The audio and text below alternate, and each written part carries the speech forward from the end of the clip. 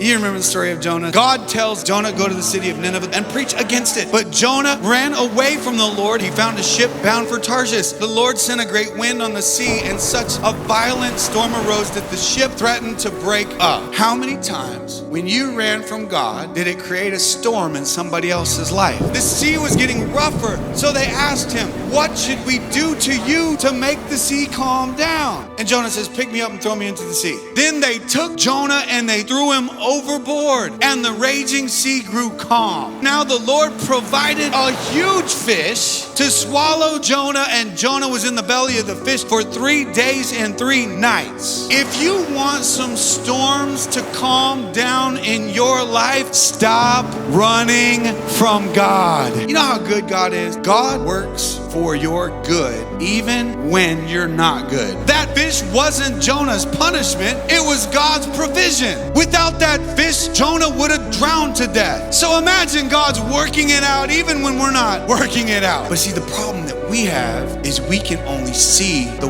one place that we are in at that moment. We only see what's right in front of us. We see the storm and we don't know what's next, but God sees the ship, the storm, the sea, the fish all at the same time because He's working it together for good. You have to trust God's way. You don't have to understand. You're supposed to trust.